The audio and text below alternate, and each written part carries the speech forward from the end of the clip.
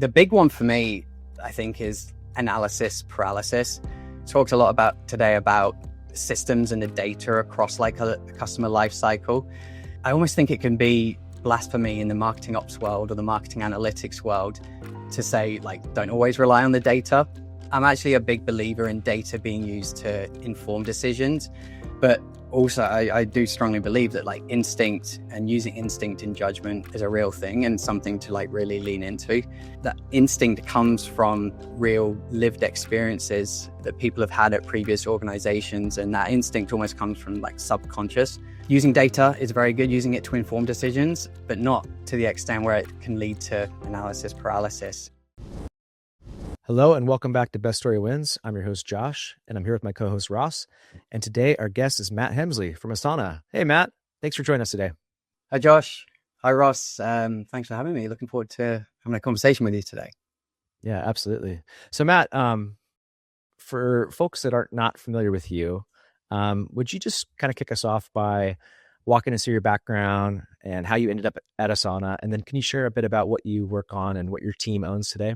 Yeah, sure. So, nice to meet everybody. I'm originally from the UK. I grew up there, but now I'm living in New York. And I've kind of bounced around a little bit between the UK and Australia. So I originally went to college in New York, spent some time living in the UK again after college, and then actually ended up in Australia for a period of time as well, which is where I actually started working for Asana. And then I got relocated with Asana back to New York a couple of years ago. And so that's kind of geographically where I bounced around in terms of like ending up at Asana and what I do here. So I studied marketing strategy at college and was a bit of a marketing generalist really for my first couple of years, like in the real world. I think it kind of laid a good foundation for me being like a marketing generalist for the first couple of years. I sort of ended up with that T-shaped like knowledge and experience where I had a kind of the broad understanding of marketing, and then started to get more into the marketing technology, marketing operations and digital more generally. And I think the reason I ended up doing that, really my personality was a pretty good fit for marketing operations, very systems and process oriented, data driven. And so basically in terms of that transition into Asana, I started working for a marketing technology agency when I was living in Australia.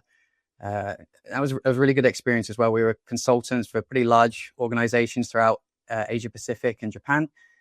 And basically we were consulting with various organizations and industries like finance, higher education and tech. And then basically I decided to make that jump in-house and ended up at Asana. So just over 4 years ago, actually. So I've been with Asana for 4 years.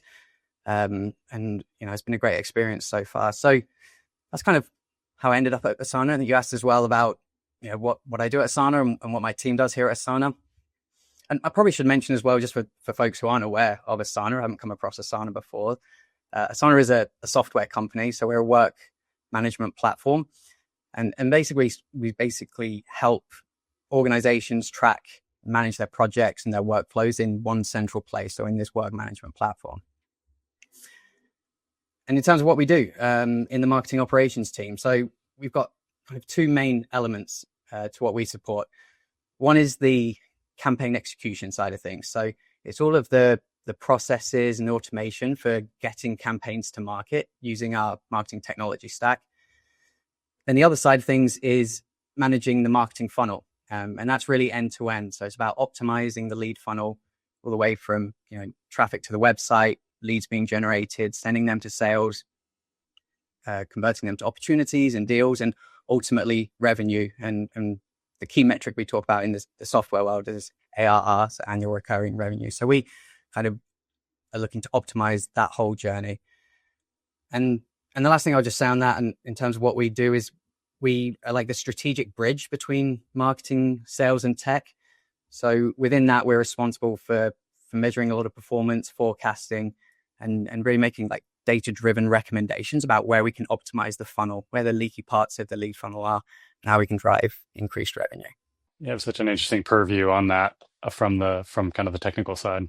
I'm curious, kind of how has your view of that marketing ops role shifted as you've kind of worked through that full kind of life cycle pipeline focus? But yeah, especially with the focus on the marketing funnel. Or maybe take a step back and think about in other organizations how marketing operations are structured and what they support. Traditionally, it could really be quite an executional role, and it's about like building campaigns, like taking intake requests, building campaigns, getting campaigns into market. But as we've been focusing much more on the lead funnel and optimizing that, it's really been about moving from execution to strategy. So the focus had really shifted to the customer journey rather than just executing these campaigns and tasks. And I think also within that, it's about, learning to be the connective tissue.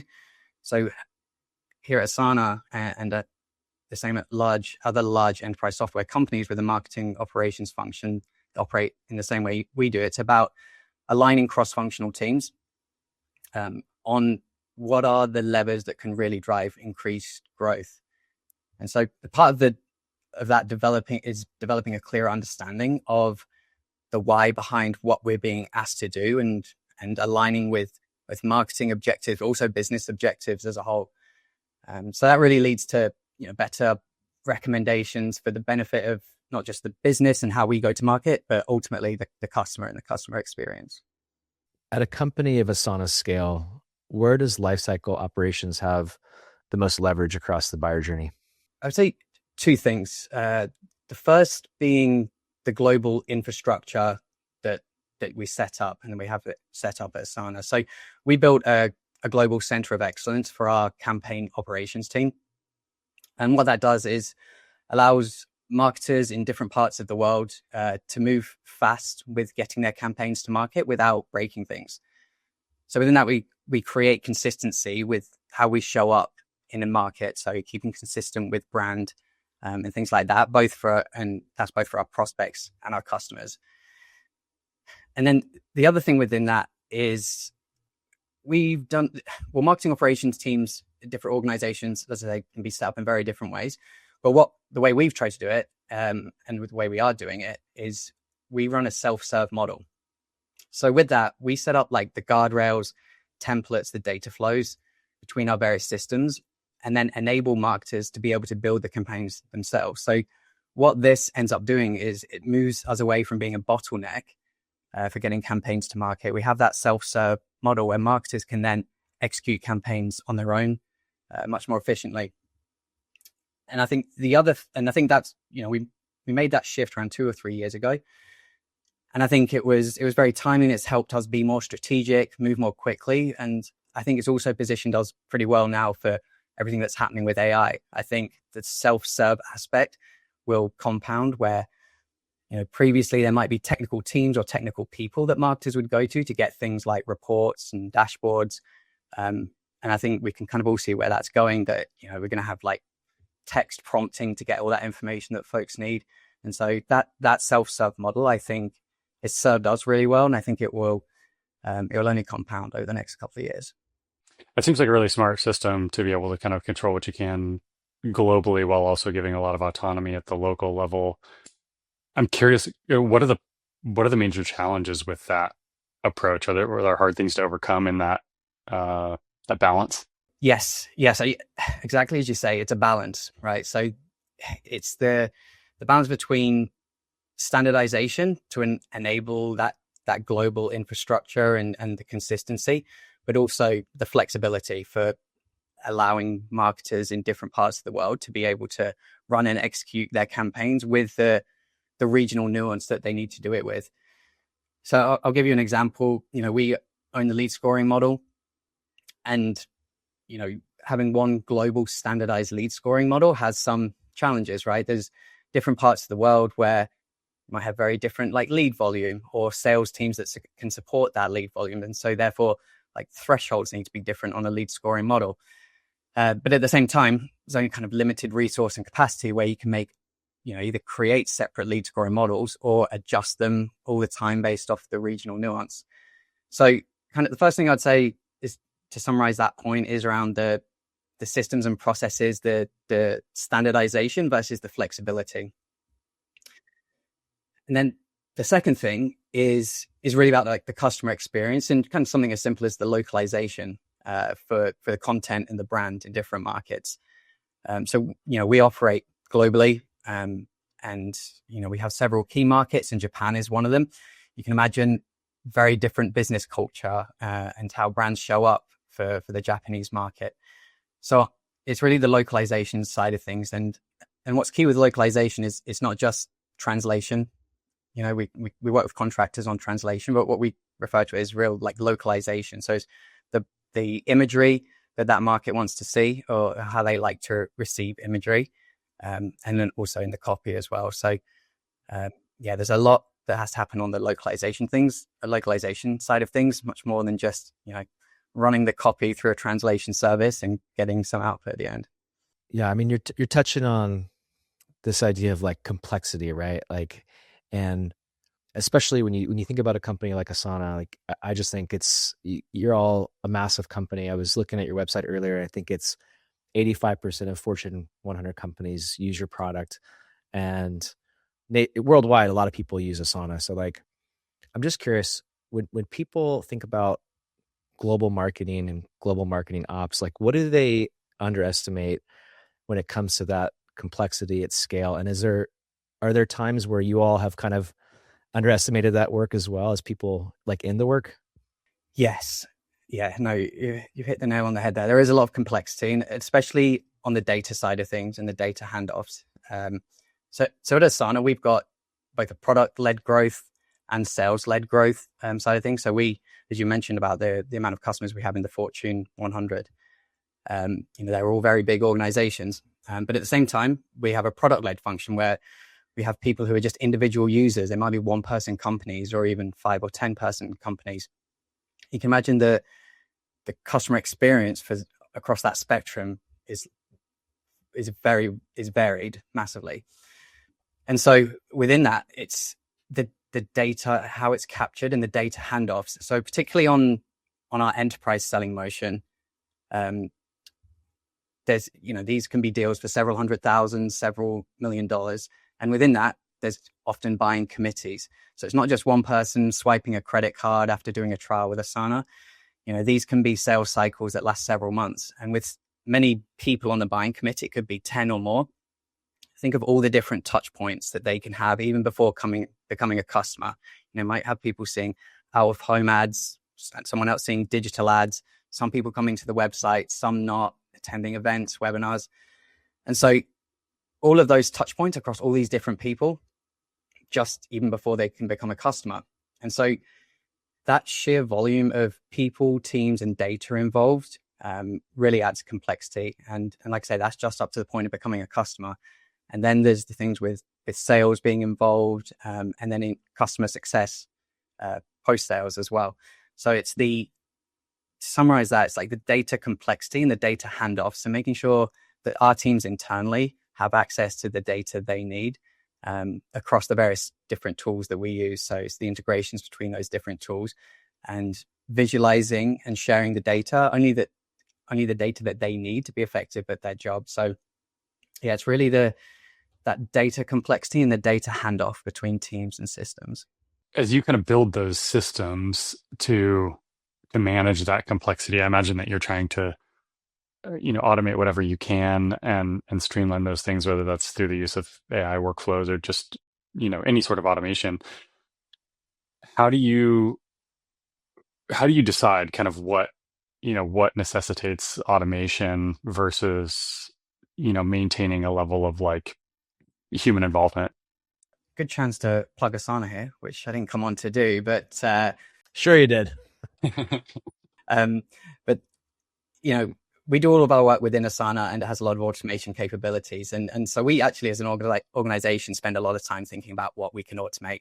And, to your question, the stuff that should be automated versus the stuff that probably shouldn't and should have a human in the loop. So the way we think about things is anything that is repeatable work, that's immediately a green flag, or a red flag, if you like, or something that needs to be automated, or you should look to automate. And to get into a bit more detail on that, if you find yourself making the same decision on something over and over again, based off the same criteria, that's probably when it's the right time to be automating it. So within our organization, within marketing operations, that's things like work intake requests and project updates, even like post-meeting action items and things like that. So we do look to automate all of that. We've historically just done that with logic-based rules within Asana. And obviously with all the developments in the last couple of years, we're incorporating AI into that as well. So you can, that increases the level of automation that you can do. So that's what I'd say on what we look to automate. And then in terms of what we don't, and when human judgment is needed, it's really what we would then refer to as like differentiated work. So this type of work that's, doesn't come in very often, that's ad hoc or has high visibility, high impact, the really strategic work.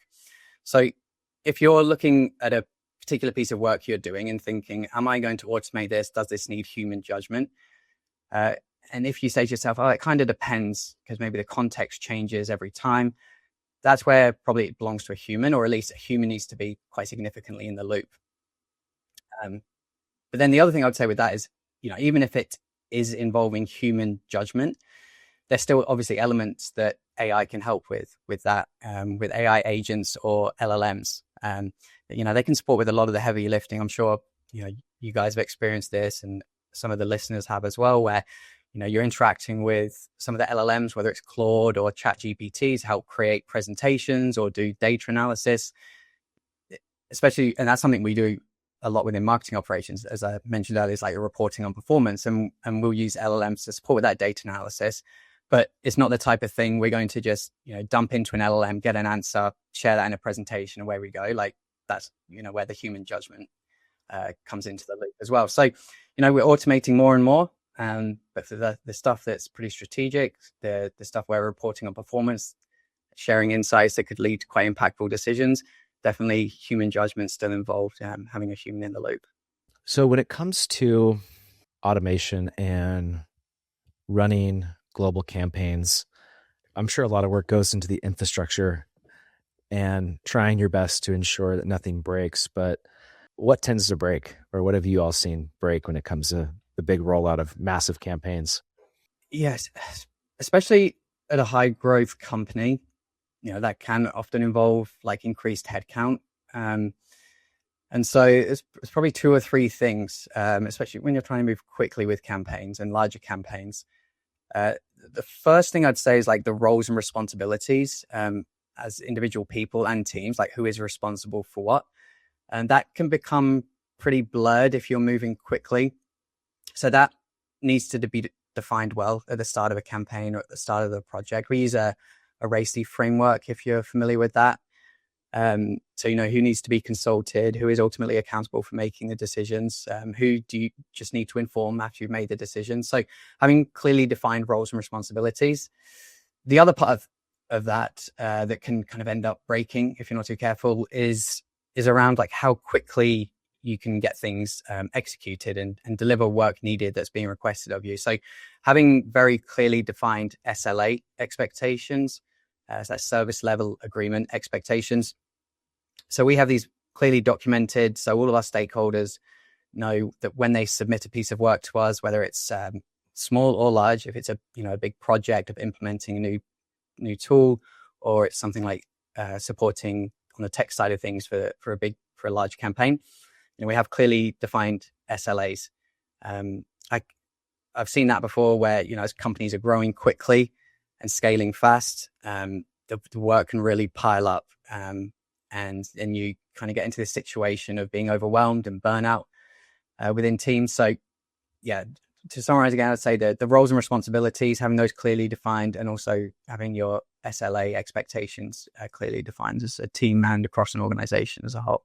When you think about building that kind of life cycle program of, the end-to-end customer journey, what are the signs that you're looking at to know if that's working, or like what's working and what's not working? We tie everything back to revenue and ROI, right? There are metrics throughout that. I was speaking about the funnel kind of briefly before, and there's so many stages of the funnel that we look at. But ultimately, what we're trying to do mostly as a marketing organization is a couple of things. It's all about the customer and the customer experience, but it's tied back to revenue and growth. There are many teams that touch that. You've got sales are actually closing deals. As I mentioned before, you've got customer success that are trying to grow and support existing accounts. Largely, the key metric that we're focused on in the marketing organization is creating pipeline. So that's the dollar amount associated with opportunities. So with the majority of the campaigns we're running, we're tying them back to pipeline. And we have, various attribution models and dashboards tracking that throughout the journey. And we can touch on that later if you like. But tying it back to pipeline and then I say ROI, obviously the cost is the other part of that equation. So when we're, sponsoring big events or running big events, what's the ROI calculation in terms of pipeline generated versus the cost? Yeah. Can you unpack that a little bit? Because I think a lot of times companies don't have enough specificity of like what campaigns are actually driving pipeline versus just participating in the overall marketing plan. I feel like this isn't age-old question within marketing. It's really like the attribution question, isn't it? And many companies have different models that they use. You can have quite simple attribution models. It can be first touch. We've gone through this evolution at Asana over the last few years of like first touch models, last touch models, multi-touch attribution models. And then even within multi-touch attribution models, you can have, W-shaped or linear or time decay. And,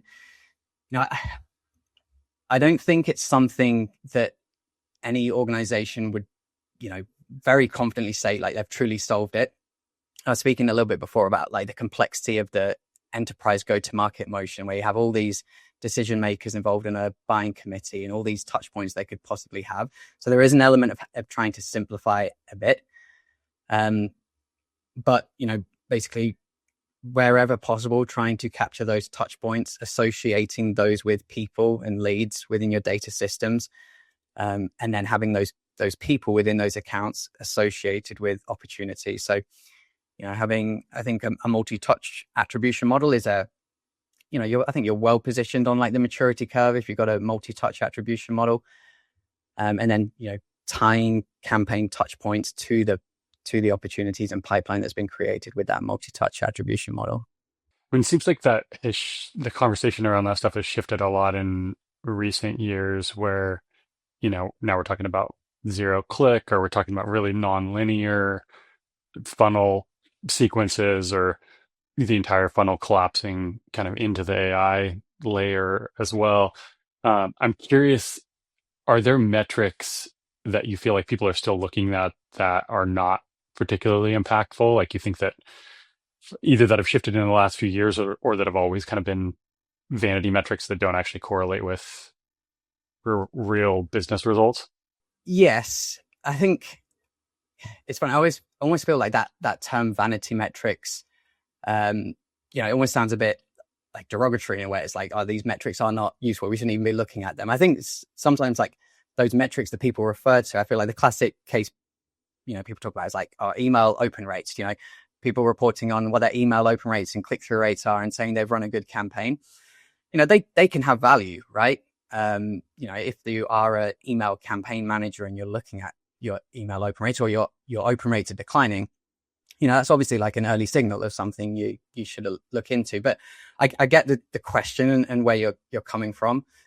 So some of that top of funnel metrics or some of the that top of funnel campaign performance, if you're tying the ultimate success of your campaign to those, I think that doesn't make sense. So I think that if you can tie it to pipeline, tie it to revenue, then you're on the right path. And if you are seeing issues within those like North Star metrics of pipeline and revenue that you're trying to attribute, that's when I feel like you can like then dig deeper into, okay, well, what's like leading to this? Is it something to do with like that more of those top of funnel metrics, whether it's like web traffic and conversion rates or email campaign performance? So yeah, to summarize, definitely have seen in the past where, especially in marketing operations and marketers as a whole, I think one of the common pitfalls people fall into is like being targeted on MQL volume. And obviously within MQLs, what's actually important is, are those good quality leads that are being sent to sales? Are they converting to deals? So, we do track our MQL volume very closely, but it's not our North Star metric. As I mentioned before, our North Star metric is pipeline that, the sales team can actually action. It sounds like you're saying those things, while not always directly correlated, can still be directionally helpful. Those are like earlier stage metrics. Yeah. Yeah. And sometimes, worth looking at closely, especially if you're not seeing the outcome you're expecting from a campaign. And sometimes just, kind of keeping an eye on, but especially as we're reporting up to more senior levels, because it's obviously what they care about is pipeline and revenue. Yeah, you can't pay people in contact form submissions, right? For an ebook. It'd be nice if it could get paid in MQLs. I wouldn't mind my annual bonus being MQL related. Yeah, right. On that note, I mean, have you all made the decision to ungate content that used to be gated, for example? Yeah. Funny timing. We're actually doing that at the moment. I think, and that what you might be alluding to is, with LLMs and everything that's happening there. So, yeah, we were set up quite traditionally where we had a lot of gated content on our website, things like demos, reports, white papers, all that type of thing. And, it was functioning pretty well for a while where we were generating, leads through that. And then we'd nurture those leads through the journey and eventually pass them off to sales when it was like the right time. But what a lot of organizations have experienced over the last couple of years is declining web traffic with the introduction of these LLMs. Obviously, people are going to LLMs before Google search to get answers to things and not even coming to the websites. So, yeah, a couple of the key things we're doing are, one, ungating a lot of content, and two, kind of trying to show up in other areas that really help with like the AI of being surfaced in AI, so like Reddit, YouTube, places like that. So yeah, to answer your question, we are going through a process of ungating a lot of content that was previously gated.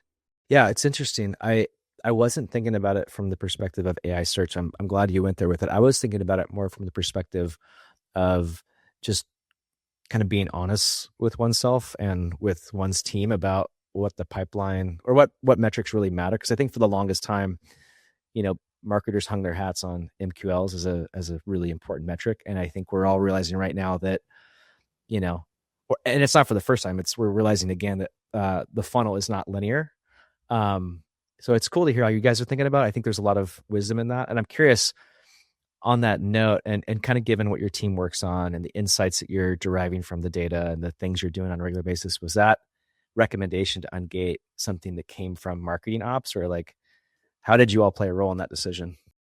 Yeah, we were somewhat involved. We have a digital team here at Asana who are, ultimately responsible for the website and web traffic and SEO. And we have a marketing analytics function as well that closely reports on like web traffic. And it was just, seeing that change that was happening with web traffic. And, we're tracking traffic that's coming from directly from the LLMs as well. And so, it was just, a cross-functional observation and decision that needs to be made. I think, it became pretty obvious pretty quickly. And I want to say it was about a couple of years ago where that started. And it was just, you might have heard this from other organizations as well. It was, quite severe and quite quick in the speed that it's happening. And I don't know about you guys, but I was actually just mentioning this to my wife a couple of days ago that I can't remember the last time I actually did a Google search. It might have been several weeks ago. Like I'm going to Gemini or ChatGPT like 30, 40 times, 30, 40 times a week, to be honest, and not going to Google search. Yeah, you mentioned some of the different attribution models that you use or could potentially use in kind of tracking the funnel. Are there ways that you feel like some of those have the potential to kind of oversimplify what's actually happening within that funnel? Yeah. And I mean, as I was mentioning earlier, especially in the enterprise go-to-market, when your customers are these larger organizations, you can have many people on a decision-making committee when purchasing some new software, and they can have all these various touch points. I think something that is quite common when oversimplifying that is, attributing all of the touch points to one single person at that company. Maybe the person that's the key decision maker or the key buyer. You might look at all of their touch points, and maybe you're able to capture all of those successfully, even if there's many touch points across several weeks or several months. But if you're just attributing it to one person, say that's the CIO of an organization, think about all the people that could be influencing that CIO and the decision they're making. There might be a completely different type of person in a different department that has a kind of very different view of the world. So yeah, I would say one main issue I see of oversimplification is attributing the marketing touch points to one person when there's a lot of people involved in that decision-making process. I want to shift gears a little bit and talk about kind of the human side of things. Not that we haven't been talking about humans, but just on the note of, AI, we've been talking about AI a bit and automation and so forth. As systems get more sophisticated, more complicated, and as we start using more, AI tools for automating, and they're so helpful in addressing some of the drudgery associated with many of our roles, what are you seeing in terms of skills that now have more of a premium on them that only humans can do? Like, are there things kind of bubbling up for you on that front? Yeah. Well, I think you touched on it, and like, what will be the differentiator with this, the evolution of AI, and it is like the human element and human soft skills. I think one of the key ones is collaboration. I'm thinking working internally with cross-functional teams. So the ability to work cross-functionally across teams that have, very different expertise and different motivations. When you're working with them, they might have a certain list of priorities. You have a certain list of priorities, and being able to align and find common ground. So those soft skills that are involved in collaboration. I think the understanding the motivations of other people is a really key part of that. And that's understanding motivations, I think, internally, working cross-functionally, but also like your customers, right? So really being able to put yourself in your customer or that cross-functional partner's position, understanding what their motivations are. Like, what are they thinking? What are they feeling? If you're being asked a question or being asked to do something, what is the question behind the question? So really being able to put yourself in that seat. And funny, talking about like collaboration and skills are becoming more important. You could also make the argument of like collaboration with AIs as well. I think there's a lot of the last couple of years that the conversation was around like prompting and prompt engineering and how to prompt the AIs in the best way possible to get the outcome you want. It's going beyond that now, where a lot of it is about like giving context and judgment when you're collaborating with these AIs. I think that's been a part that they've been missing, or has been difficult with the prompt engineering, right? You can give a lot of specificity when you're engaging with them, but if they don't have the context required, you're not going to get the outcome you want. So, providing the context needed for the best prompt, for the best outcome you can. So yeah, to summarize, I'd say it's the collaboration element, mostly on the human side of things, that will stand out. But like I say, there's an argument to be made for the collaboration with AIs as well. Yeah, it's a really fair point. And I feel like that's always evolving, like the optimal way to be able to do that work together. It sounds like you've put a lot of, going back to kind of the beginning of our conversation, like it sounds like you put a lot of work into the kind of a thoughtful infrastructure within the organization, both globally and locally. I'm curious where either creative or strategic bottlenecks still kind of pop up within that feel unavoidable. Yeah, the big one for me, I think, is like analysis paralysis. It talks a lot today about systems and the data across like a customer life cycle, and I almost think it can be like blasphemy in the marketing ops world or the marketing analytics world to say like don't always rely on the data. I'm actually a big believer in data being used to inform decisions, but also I do strongly believe that like instinct and using instinct in judgment is a real thing, and something to like really lean into. That instinct comes from like real lived experiences that people have had at previous organizations, and that instinct almost comes from like subconscious.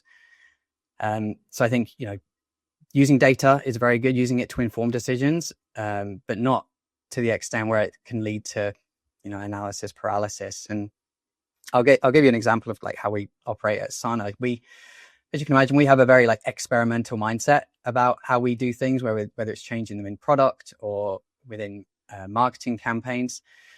So when someone has a new idea of something they would like to test or experiment, it can be quite easy, I think, to say, okay, or rather if they have a change that they want to recommend, it can be very easy for cross-functional stakeholders then be like, not sure about this. Like, I want to test this. Let's run an A/B test. Let's measure it for statistical significance. But the problem there is that, someone then has to be involved in the reporting. You may end up doing the rollout at some point in the future, maybe a few weeks or a few months later, where you do a full rollout. But I think often we can't take that long to make decisions, especially if we have like high confidence in making that change. If everyone, is going into this kind of conversation and they feel like, right, something is broken, something we need to change. And if they all have high confidence in making that change, I think often it's better just to make the change, still monitor it and check the impact and have a plan to revert that change if things don't go as expected. But yeah, I think that ties back to the analysis paralysis, where you can almost like over test or over analyze things where there's high confidence in making this change and, okay, let's make the change. Let's see how it goes, but we feel confident that this is the right thing to do. I'm curious, just kind of within the infrastructure that you've built, like how do you all create space for experimentation without breaking systems and breaking the machine? Yeah, well, on the system side of things, we for our key systems like our CRM, our marketing automation platform, we have sandboxes. So, have these environments where you can make changes, make sure that nothing does break before then rolling it into production, the live environment. So, from a very almost like tactical level on a system side of things, testing things and experimenting with things in sandbox. But from then more of a process and human side of things, many of our teams run the teams with an agile and sprint based process. And within that, many teams, especially on our digital side of the house and also in marketing operations, we run a 2-week sprint process where we'll be including experiments and A/B tests as part of any work that we're doing. So, it's having that agile planning and sprint methodology way of working. And then we also report out on those to various stakeholders. So, it's like an expectation that we would be running experiments during sprints, and then you report out on the impact of those. And then hopefully, and what does happen more often than not, they end up being shipped at the end of the 2-week sprint. I do say that, but it kind of sometimes does depend on obviously the time needed to gain that statistical significance. But yeah, so we include it in a lot of our sprint work. I'm curious from your experience, working in different places, but also just having broad exposure to the marketing space. Is there a specific place in the customer journey that you feel like most companies don't have figured out, or maybe that's overlooked? I almost have 2 different answers for not figured out and overlooked. In terms of the not figured out, touched on it a little bit already, but what's happening now with LLMs in the top of funnel? A lot of organizations are like scrambling and trying things to make sure they're showing up in the results, the LLMs, the outcomes, the answers that they're given. So that's become a new one, because I feel like it was a pretty solid framework for a long time of how you show up in market. It's like generate traffic to your website, whether that's organic, paid, etc. And then when the people land on your website, try and get them to a form submission, generate a lead, and then at least then you know who that person is and you can nurture them. As we've spoken about a couple of times already, that's changing very quickly. It's changed a lot already in the last couple of years. So that's almost become a new one around the top of funnel. The other one that I think gets overlooked quite a lot is actually once you've got existing customers, and it's that adoption and retention phase. I think it's well known that it costs a lot more to generate a new customer than it does to retain an existing one. I think the stat at one point is 6 times more expensive to generate a new customer. Obviously, it varies by industry and market, but the point still stands that it's a lot more expensive to generate a new customer, and often that was really tied to, I think, business objectives. Because if the marketing team is seen as just the growth engine from a net new customers perspective, then all of the projects and work that those teams end up doing will be tied to generating net new customers. But of course, marketing should play a key role in retaining your existing ones and helping grow the existing ones as well. So yeah, I would say, and there still is an over focus on generating new customers versus keeping the ones you already have. That's good. So as life cycle programs start to mature, where do you think teams are going to have to rethink how they work and also the tools they use? If I can kind of answer this specifically to like marketing operations, if that's all right. We touched on this a little bit at the start where I talked about how our team has been operating, and we've got like this self-serve model now. One of the benefits of that is that we've been able to really up-level our work to be more strategic. And I'm sure there are many email teams and marketing operations teams out there that are still operating more as order takers rather than strategic. They're receiving work requests, they're building these campaigns, and then they're going to market. But I really do feel that, again, with the advancement of AI, that it's becoming like almost like an existential threat for marketing operations and life cycle operations teams, that, you know, they need to be moving, you know, really up leveling their work to be more strategic, because that work will be democratized, and it is being already. It's going to become easier and easier for people to just build the campaigns they want with just a prompt in an AI, get the reports and dashboards they want with just a prompt in an AI. They're not going to have to be a Salesforce expert or a data warehouse expert or a Tableau expert. So that would be the first thing I say with the order, you know, kind of moving from being an order taker to strategic. In terms of the tools, you know, that's always a fast evolving landscape, and now more than ever. But what I would say on that is what's important there with the democratization is the guardrails that are in place, because you do need that where you've got the templates in place. It's making sure that your brand is consistent as you're showing up in market. And so really moving from being that builder mode to like an architect, so that the mature teams cannot be like the bottleneck for every campaign. So we have to really rethink our role from being gatekeepers with the tools and technology to architects. So creating those templates, the data flows, the guardrails, the governance, and then that's going to empower teams to drive the car themselves and get those campaigns to market quicker and with like brand consistency.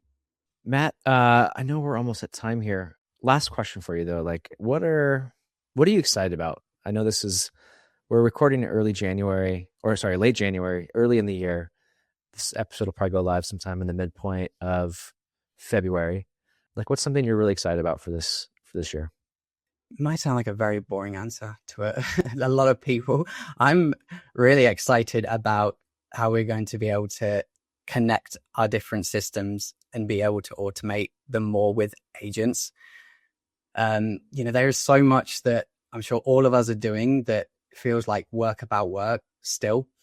You know, where even just like kind of the simple things are like meeting notes, action items, setting up meetings, you know, when we're using our marketing automation platforms, and kind of the manual steps still have to go through. So, you know, we're seeing this evolve at a pretty fast pace, but I am excited to continue to like up level that strategic work that both we do as a team, but also what everybody else does as a team. So the ability to automate across systems with agents, I'm pretty looking forward to. You know, even just this week, just reading some stuff on X about the various things like happening with Claude and Claude bots, and with using the MCPs to integrate the various tools. And it's pretty amazing what's like happening in Claude.